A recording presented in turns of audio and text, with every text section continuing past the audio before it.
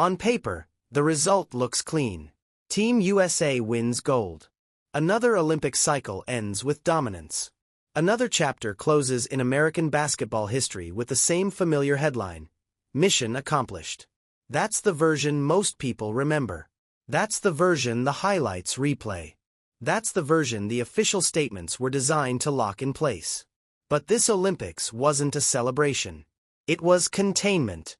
What unfolded during the summer of 2024 wasn't just a basketball tournament. It was a stress test for an entire system that has quietly been losing control for years. The wins mattered, but not as much as the image. The roster mattered, but not as much as who was trusted. And the decisions that defined this run weren't made on the court. They were made in offices, boardrooms, and private conversations that were never meant to become public. Because this wasn't a normal Team USA roster. It wasn't built simply to win games. It was assembled to protect legacy, stabilize optics, and send a very specific message about who still holds power in American basketball. That message was never spoken out loud, but every move reinforced it. Who played? Who didn't? Who was invited? Who was quietly removed? Who was asked to sacrifice? And who was allowed to dominate? From the outside, everything looked fine. The jerseys were familiar. The stars were recognizable. The narrative was comforting. The old guard returned to remind the world who runs the sport. Fans were told this was unity, experience, leadership. A final, glorious stand from a generation that defined basketball for 2 decades. But underneath that story, something else was happening. Promises were being broken. Players were being managed like liabilities instead of competitors. Decisions were being justified with language that didn't match reality. And a quiet line was being drawn between the past and the future, with very real consequences for the players standing on the wrong side of it. What made this moment dangerous wasn't that mistakes were made. Mistakes happen. What made it dangerous was how calculated those mistakes felt. How often basketball logic took a back seat to politics. How quickly accountability disappeared once the right people were protected. And how many young stars were forced to learn, in real time, that performance alone doesn't guarantee trust. The gold medal ended the conversation publicly. But it didn't resolve anything privately. In fact, it did the opposite. It buried questions that still don't have answers. It masked fractures that are still growing. And it allowed a system under strain to pretend that nothing had changed, even as relationships inside the program quietly deteriorated. Because if you strip away the podium photos and the medal ceremonies, what's left is a story about control. About fear. About a leadership group clinging to familiarity while the future waits, sidelined, watching. And that story didn't begin in Paris. It didn't begin with a lineup decision. It didn't even begin with a controversial benching. It began with pressure. The kind of pressure that forces organizations to reveal who they actually trust when everything is on the line. By the time Team USA began assembling its roster for the 2024 Olympics, the pressure had already reached a level most fans never fully understood. This wasn't a normal Olympic cycle built on momentum and confidence. It was a response to embarrassment. A reaction to a moment that shook the foundation of American basketball's global dominance and forced the people in charge to confront a reality they weren't prepared for. The warning shot came at the FIBA World Cup. That loss didn't just hurt in the standings. It hurt reputationally. Team USA didn't simply lose games. They were outmuscled, outworked, and outplayed by teams with less star power and fewer resources. The image of American basketball as untouchable cracked on an international stage, and once that image cracked, panic followed. Inside USA basketball, the conversation shifted fast. This was no longer about development or experimentation.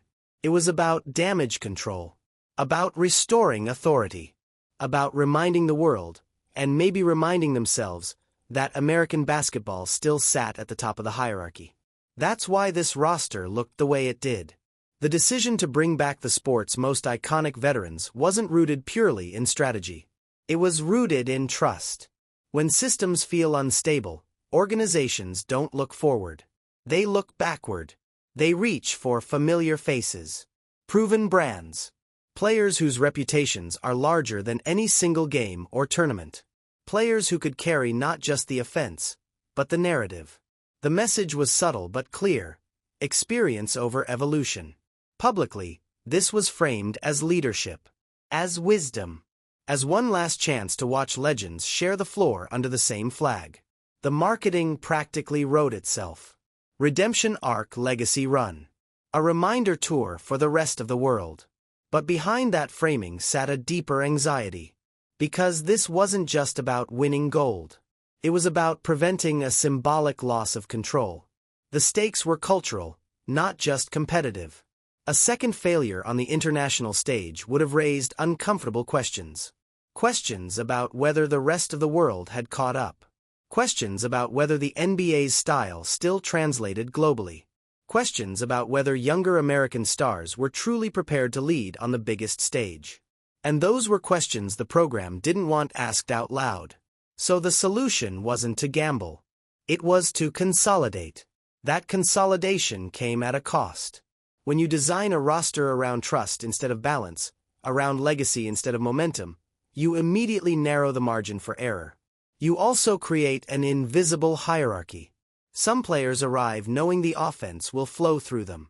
Others arrive knowing they'll have to earn every second, no matter what they've already accomplished elsewhere. And that imbalance doesn't stay theoretical. It shows up in rotations, in communication, in how mistakes are tolerated, in how explanations are delivered to the media, and most importantly, in how players interpret their own value within the system. This pressure cooker environment meant every decision was magnified. There was no patience for ramp-up periods, no room for uncertainty, no appetite for risk that couldn't be controlled. Health concerns became leverage. Fit became a euphemism. And doing what's best for the team quietly began to mean doing what feels safest for leadership. Once that mindset takes hold, basketball logic becomes flexible. Medical decisions become political. Selection criteria shift without notice. And the idea of fairness gets replaced by the idea of stability. From the outside, none of this was visible yet. Fans still saw superstars smiling through media day. Analysts still debated rotations like this was a normal team-building exercise. But internally, the priorities had already been set. Win clean. Avoid embarrassment. Protect the brand. Keep control centralized. And when those priorities collide with real human beings, especially elite competitors used to autonomy and respect, something is bound to break. Because pressure doesn't just reveal strength. It exposes fault lines. And the first one surfaced sooner than anyone expected. The first visible crack in Team USA's carefully controlled image appeared before the team ever boarded a plane. It happened quietly, wrapped in professional language and press release phrasing, but its implications were explosive. Because once this decision became public, it set the tone for everything that followed. That decision centered on Kawhi Leonard. From the moment his name appeared on the preliminary roster, debate followed. Kawhi was never a safe choice. He represented the highest possible ceiling and the highest possible risk at the same time. When healthy, he is one of the most devastating two-way players the sport has ever produced. A nightmare matchup. A defensive eraser. A scorer who doesn't need plays drawn for him to take over a game. But attached to that greatness was an unspoken reality that everyone understood. His body had become unpredictable. That's exactly why his inclusion mattered. Inviting Kawhi wasn't just about basketball talent. It was a signal. It told the world that Team USA wanted defense, composure, and postseason DNA. It told opponents that this roster wasn't built for highlights, but for suffocation. And it told players inside the program that health concerns could be managed if the upside was worth it. At least, that's what it appeared to say. When Kawhi arrived at camp, early reports only strengthened that belief. Journalists on site described him as sharp. Teammates spoke about his movement, his focus, his conditioning. Leaked practice footage showed a version of Kawhi that looked disturbingly familiar to anyone who had watched him dominate playoff series in years past. He wasn't limping. He wasn't hiding. He wasn't being eased in. He was competing. The gamble looked like it had paid off. Then everything changed. Without warning, a press release dropped announcing that Kawhi Leonard would not be traveling with the team. The language was precise, careful, corporate. It framed the decision as mutual. It cited long-term health. It implied collaboration between Team USA and the Los Angeles Clippers.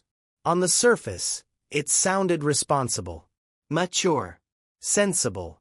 But the timing didn't match the story. Because nothing in the days leading up to that announcement suggested concern.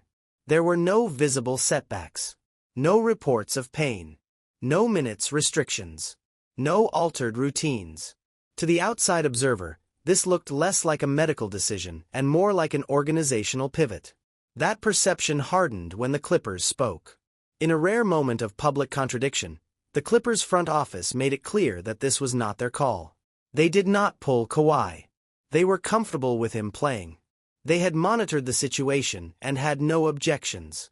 That statement shattered the illusion of a mutual decision and replaced it with something far more uncomfortable. Someone else had made the call. Inside Team USA, the justification shifted. The explanation became philosophical instead of medical. The Olympics were described as a sprint, not a ramp-up. There was no time to wait. No patience for gradual progression. This framing quietly reframed Kawhi from a superstar contributor into a liability risk. And that's where the decision crossed a line. Because this wasn't about whether Kawhi could play. It was about whether leadership was willing to tolerate uncertainty. The footage suggested he was already moving at game speed. The feedback suggested he was ready. But readiness wasn't the standard. Predictability was. In a high-pressure environment where control mattered more than upside, Kawhi became expendable. What made this moment resonate across the league wasn't just the removal itself. It was the message behind it. A two-time Finals MVP, a proven champion, someone invited under the assumption that health concerns were manageable, was sent home before the real games even began. Not because he failed, but because the organization decided it didn't want to deal with what might happen later. This wasn't basketball selection. It was risk management. And once Team USA made that choice, it established a precedent. Performance in camp didn't guarantee security. Reputation didn't guarantee patience. And if even Kawhi Leonard could be cut loose without warning, no one else was truly safe. That precedent didn't stay contained. It immediately created another problem. Because removing Kawhi didn't just change the roster. It created a vacancy. A high-profile one. And how that vacancy would be filled was about to expose tensions that had been simmering quietly beneath the surface for years. Once Kawhi Leonard was removed, the next decision should have been simple. In basketball terms, it was almost automatic. Team USA had lost an elite two-way wing defender, someone who could guard multiple positions, score without needing the offense built around him, and thrive in high-pressure games. The replacement needed to check the same boxes. Defense. Physicality. Playoff credibility. Emotional toughness. There was one name that stood above everyone else. Jaylen Brown was coming off the most dominant stretch of his career. He hadn't just won a championship. He had imposed himself throughout the postseason. He guarded the toughest assignments. He attacked mismatches relentlessly. He sacrificed shots when needed and took over when required. The Finals MVP award didn't feel ceremonial. It felt earned. And at his age, he represented exactly what Team USA claimed it wanted. A bridge between the present and the future. Around the league, the assumption was universal. If Kawhi was out, Jaylen Brown was in. Not as a favor. Not as a marketing move. As basketball logic. That's why the announcement landed the way it did. When the roster update dropped and Jaylen Brown's name wasn't on it, the reaction wasn't confusion. It was disbelief. The spot went to Derek White, a player respected across the league for doing the small things right, for fitting into systems, for making winning plays without demanding attention. He is a valuable piece on any roster. But context matters. On his own team, Derek White is not the focal point. He is not the defensive anchor. He is not the closer. Jaylen Brown is. This wasn't a lateral move. It was a downgrade disguised as a fit decision. The explanation that followed tried to sound strategic. Team USA leadership spoke about chemistry, about role acceptance, about not needing another scorer. The argument was that Brown's skill set overlapped too much with other stars and that the team needed someone willing to play in the background. But that argument collapsed under even light scrutiny. Jaylen Brown had just proven the opposite of what they implied. He had won a championship by adjusting his game, defending relentlessly, and prioritizing winning over individual recognition. He didn't demand the ball. He earned it. To suggest he couldn't adapt to a Team USA role wasn't just inaccurate. It was insulting. What made the situation feel personal was the silence that followed. There was no direct explanation to Brown. No acknowledgement of his postseason run. No recognition of what he had accomplished weeks earlier. The door simply closed. And Jaylen Brown noticed. Instead of issuing a polished statement or staying quiet, he did something far more disruptive. He posted a simple emoji. A look of suspicion. No accusations. No context. Just enough to signal that something didn't add up. Then he followed it with a short message that reframed the entire controversy. A question aimed not at coaches or teammates, but at the structure behind the decision. That's when basketball stopped being the main topic. Jaylen Brown has never fit comfortably into the corporate ecosystem of the league. He's known for independence, for refusing traditional endorsement paths, for speaking openly about labor practices, power dynamics, and ethics. He has challenged the influence of sponsors before, publicly, at a time when most stars choose neutrality. In a system where branding and alignment matter, that history follows you. Team USA is not just a basketball program. It's a commercial platform. Sponsors don't sit on the sidelines. They fund the jerseys, the broadcasts, the global image. And when a player who openly questions that system becomes eligible for one of the most visible stages in sports, discomfort follows. Nothing was proven. Nothing was admitted. But the optics told their own story. The finals MVP stayed home. A sponsor-aligned player took the spot. And leadership brushed off the idea of outside influence with nervous laughter and dismissive language. That response only amplified suspicion. Because if the decision truly had nothing to do with politics, there would have been no need to deflect. No need to minimize. No need to pretend the conversation was ridiculous. Transparency would have ended it. Instead, ambiguity fueled it. And the message sent through the league was unmistakable. Performance alone isn't enough. Talent alone isn't enough. Alignment matters. Silence matters. And if you challenge the ecosystem too openly, doors can close without explanation. While this debate played out publicly, another, more damaging situation was unfolding quietly. One that didn't involve social media speculation or sponsorship rumors. It involved a player who was already on the roster. A player who showed up expecting trust, only to discover how little of it he actually had. If Jaylen Brown's exclusion raised questions, what happened to Jayson Tatum inside the tournament delivered something far worse. It turned quiet confusion into public disbelief. Because this wasn't about speculation or interpretation. This was visible, documented, impossible to deny. Tatum arrived at the Olympics carrying everything Team USA claims to value. He was an NBA champion, a first-team All-NBA selection, a player in the middle of his prime who had already proven he could lead a title run without demanding special treatment. He didn't arrive asking for the spotlight. He arrived expecting trust. The kind of trust that comes when you've already done everything the system asks of you. That trust never came. The warning signs were subtle at first. Fewer reps. Less rhythm. A strange distance between player and coaching staff that didn't show up in press conferences but lingered on the bench. Still, no one expected what happened next, because in modern Team USA history, certain things simply don't happen. You don't completely bench a player of that stature. You don't erase them from a game plan without explanation. And yet, that's exactly what happened. In the opening game, as the minutes passed, the cameras kept cutting back to the bench. Tatum stood. Saturday. Clapped. Waited. Quarter after quarter went by. Lineups rotated. Adjustments were made. The game tightened. And still, his name was never called. When the final buzzer sounded and the box score went live, the reality became unavoidable. DNP, coach's decision. No injury. No illness. No restriction. A healthy, reigning champion watched an entire Olympic game from the sideline. The reaction was immediate. Players noticed. Analysts noticed. Fans noticed. This wasn't a developmental prospect being eased in. This wasn't a specialist sitting in a bad matchup. This was one of the league's most complete players being treated like an afterthought on the biggest stage in international basketball. When the media pressed for answers, the explanation sounded rehearsed but hollow. The decision was framed as a numbers issue. A math problem.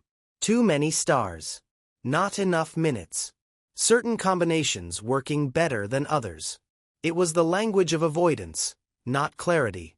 Because basketball math is flexible when coaches want it to be. You find minutes for players you believe in. You adjust rotations. You sacrifice redundancy. You don't erase talent. And you certainly don't erase it without consequence. The explanation didn't align with the reality on the floor. Watching the game back, it was obvious that Tatum's size, defense, and versatility could have helped. But the decision had already been made. And it wasn't temporary. In the next game, Tatum started. On paper, it looked like a correction. In reality, it was damage control. Rhythm doesn't return on command. Confidence doesn't switch back on after public humiliation. He played, but the fluidity wasn't there. Every miss felt heavier. Every mistake more visible. That's what happens when trust is interrupted. Then the pattern repeated. In a critical matchup later in the tournament, with pressure mounting and expectations tightening, Tatum was benched again. Not eased out. Not limited. Removed. And this time, the consequences were immediate. Team USA struggled. The offense stalled. The defense softened. The lead slipped away. And as the game tilted toward disaster, the cameras once again found Tatum on the bench. Watching. He didn't react. He didn't argue. He didn't display frustration. That restraint only made the moment more uncomfortable, because it exposed the imbalance. A player capable of helping sat idle while the team searched for answers elsewhere. At that point, the explanation no longer mattered. The message was clear. This wasn't about fit. It wasn't about matchup. It wasn't even about performance. It was about hierarchy. About who was trusted when the pressure peaked and who wasn't. And once that hierarchy was established, reversing it became nearly impossible without admitting fault. The benching didn't just affect Tatum. It altered how other players interpreted their roles. It reinforced the idea that reputation within the program mattered more than recent achievement. That certain players could struggle and still stay on the floor, while others could excel and still be sidelined. That kind of environment doesn't inspire confidence. It creates caution. And while the team kept winning, the cracks widened. Because inside a locker room, players always know when decisions stop being about basketball. They feel it in the silence. In the conversations that don't happen. In the explanations that don't make sense. By the time this phase of the tournament ended, the damage was already done. The gold medal was still within reach. But something more important had been compromised. Trust doesn't break loudly. It fractures quietly. And once it does, no victory fully repairs it. The question wasn't whether Team USA could still win. It was how much it would cost them long after the podium emptied. To understand why Jayson Tatum kept finding himself on the outside looking in, you have to move away from the bench and into the planning stages that happened long before the tournament began. Because the root of this decision wasn't tactical. It wasn't matchup-based. It wasn't even reactive. It was contractual in spirit, even if nothing was signed. At the center of it was Joel Embiid. Securing Embiid for Team USA was treated internally as a victory long before he ever put on a jersey. This wasn't a routine recruitment. It was a multi-year pursuit shaped by fear as much as ambition. Embiid had options. Real ones. He could have represented his country of birth. He could have aligned with France, creating a nightmare scenario for USA basketball on the international stage. A frontcourt anchored by Embiid and Victor Wembanyama would have shifted the balance of power overnight. That possibility alone forced Team USA's hand. To prevent it, leadership went all in. They didn't just extend an invitation. They made assurances. They sold Embiid on a vision where he wouldn't be just another star, but a cornerstone. A starting role. A featured presence.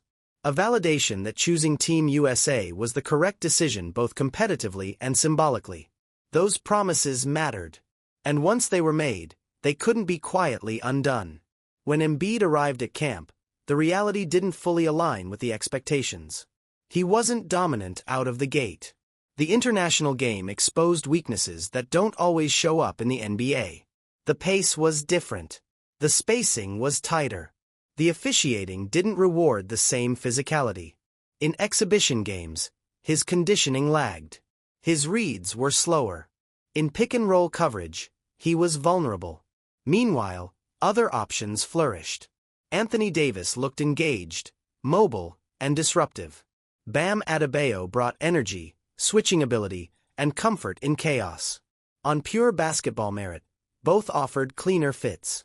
They required fewer adjustments. They didn't force the lineup into rigidity. But merit wasn't the deciding factor. Because benching Embiid would have sent the wrong message. It would have implied that the recruitment pitch was hollow. That the assurances were flexible. That choosing Team USA didn't actually guarantee trust. And in the long term, that kind of message would make future recruitments harder, not easier. So the decision was made to force the fit. Starting Embiid wasn't about maximizing performance. It was about validating a promise. And once that decision locked in, everything else had to bend around it. Lineups got bigger. Pace slowed. Floor spacing tightened. And most critically, wing minutes disappeared. That's where the damage became unavoidable. In a system that insisted on playing through a traditional center, someone had to sacrifice. Guards could rotate. Veterans were protected. The remaining variable was the wing rotation. That's where Tatum paid the price. Not because he underperformed. Not because he didn't fit. But because his role was deemed more flexible than the promise made to someone else. This wasn't communicated publicly. It couldn't be. So instead, the explanation defaulted to math. To combinations. To lineup balance. But the truth was simpler and more uncomfortable. Once politics entered the rotation, basketball stopped being the priority. This dynamic created a ripple effect throughout the roster. Players noticed which decisions were negotiable and which were untouchable. They noticed how quickly adjustments were made for some and how rigid things became for others. They noticed that production didn't always lead to opportunity. And they noticed that certain narratives were protected at all costs. That awareness changes how players engage. It doesn't always lead to open conflict, but it creates distance. A sense that the system isn't neutral. That effort and trust aren't always reciprocal. By the time the tournament reached its most intense moments, this imbalance had fully manifested. Team USA wasn't just managing opponents. It was managing internal expectations. Managing egos. Managing optics. And when pressure peaked, those hidden compromises started to surface in ways that no amount of talent could fully erase. The irony is that none of this was inevitable. A different approach could have preserved flexibility. A more honest communication could have reduced fallout. But once promises became untouchable and hierarchy hardened, adaptability disappeared. And in international basketball, rigidity is dangerous.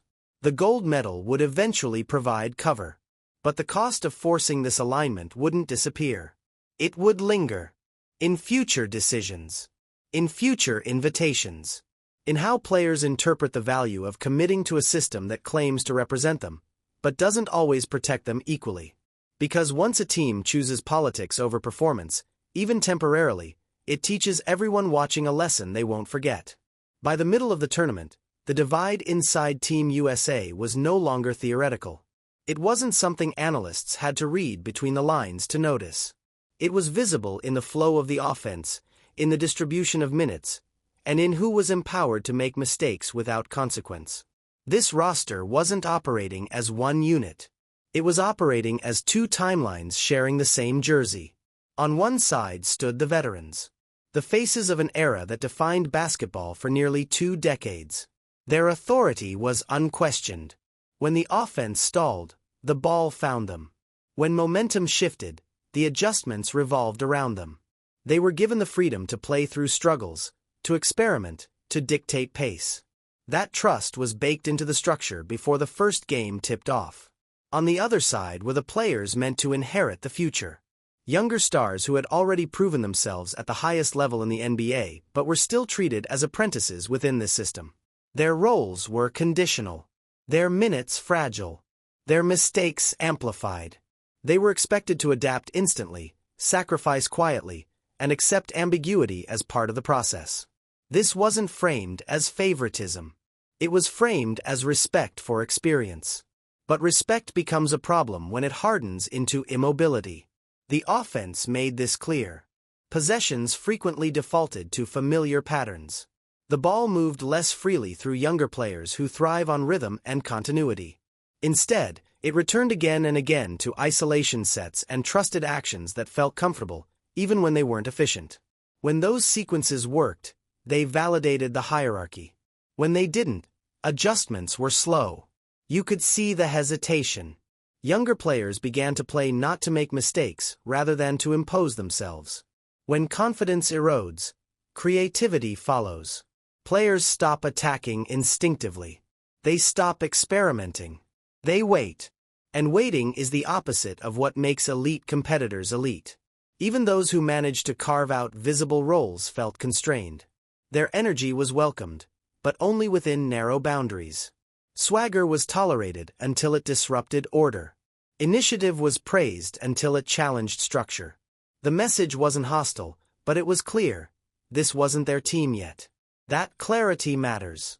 In the NBA, these same players are leaders. They dictate schemes. They absorb blame. They carry franchises. To step into an environment where that identity is suspended creates tension, even if it's never voiced. The coaching staff leaned into familiarity when pressure mounted. Rotations tightened around known quantities. Adjustments favored comfort over adaptability. The result was a team that could still win, but one that rarely looked fluid. Talent covered gaps. Individual brilliance masked systemic stiffness.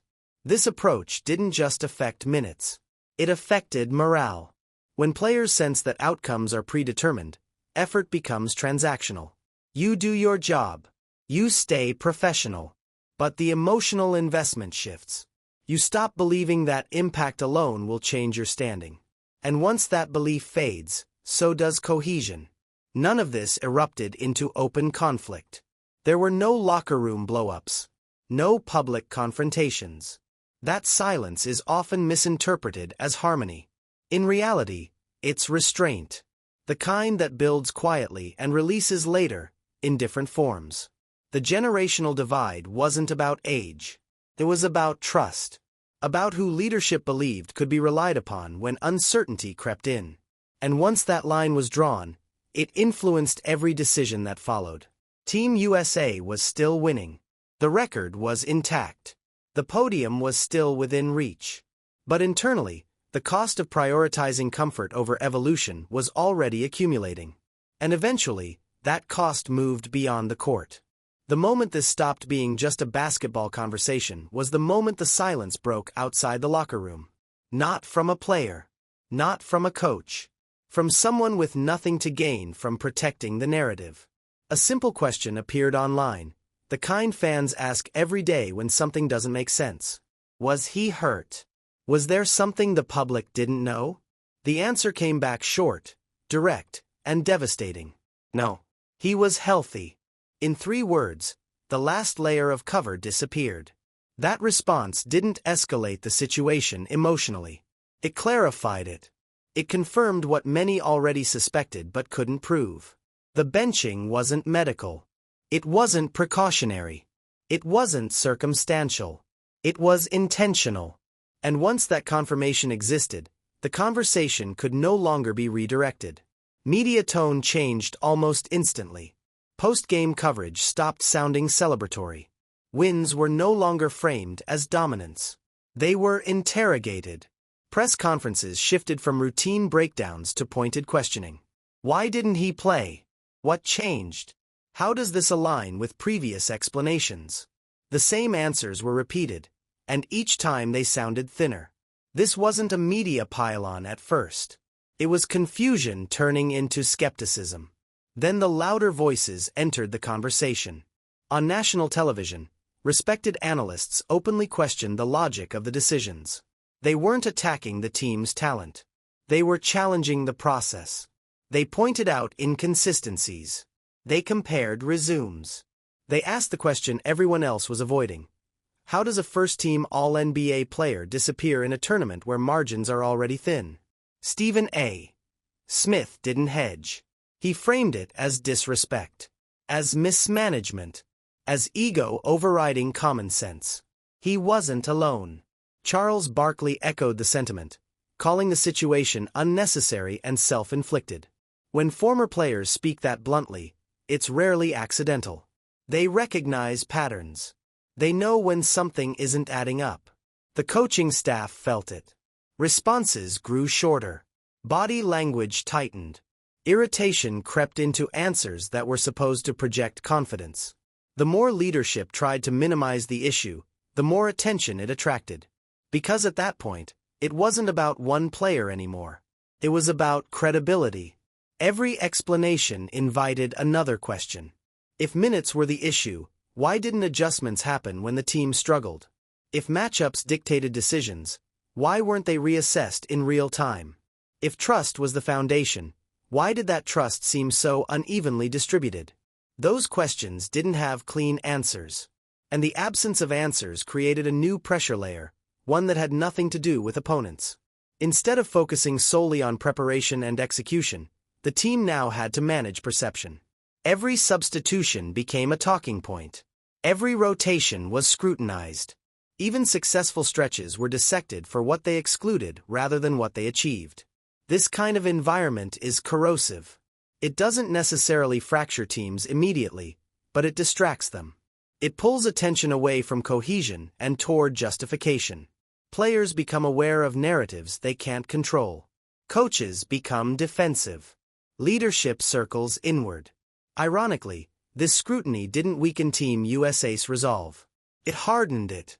The rotation tightened further. Trust narrowed. The response to criticism wasn't adjustment, but entrenchment. If anything, the pressure reinforced the existing hierarchy rather than challenging it. That approach carried risk. Because when a team responds to scrutiny by doubling down instead of adapting, it raises the stakes dramatically. Winning becomes mandatory, not just for medals, but for validation. And if that validation fails to arrive, the fallout multiplies. By this point in the tournament, Team USA wasn't just playing opponents. It was playing the weight of its own decisions. The margin for error was gone. One loss, one collapse, one moment where the narrative couldn't be controlled, and everything would unravel. And that moment came closer than anyone wanted to admit. The semi-final game should have been routine. On paper, Team USA had the talent advantage, the depth, the experience, the margin for error. This was supposed to be the stage where dominance reasserted itself and all the noise faded into the background. Instead, it became the moment where everything that had been quietly building threatened to spill into full view. From the opening tip, something felt off. The energy wasn't sharp. The ball didn't move with conviction. Defensive rotations came a half-step late. The opponent played freely, without hesitation, while Team USA looked tight, almost cautious. Shots that usually fell didn't. Reads that should have been automatic turned into second guesses. And with every empty possession, the tension grew heavier. As the minutes passed, the deficit widened. This wasn't one bad stretch. It was sustained. The opponent attacked mismatches confidently. The crowd sensed vulnerability. Cameras lingered on the bench, searching for answers. And sitting there, again, was Jayson Tatum. Watching. Waiting. Not called. The lead ballooned to a number that shouldn't exist in games like this. 17 points. Against a Team USA roster built to overwhelm.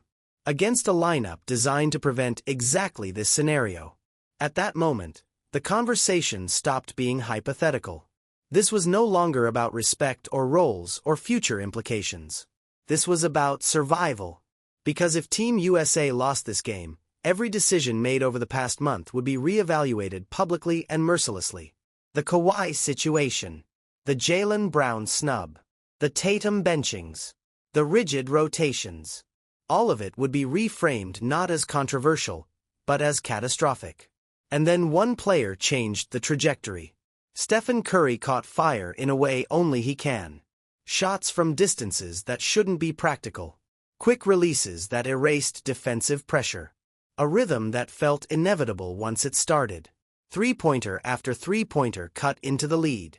Momentum shifted not because of scheme, but because of individual brilliance. This wasn't a system correction. It was a bailout.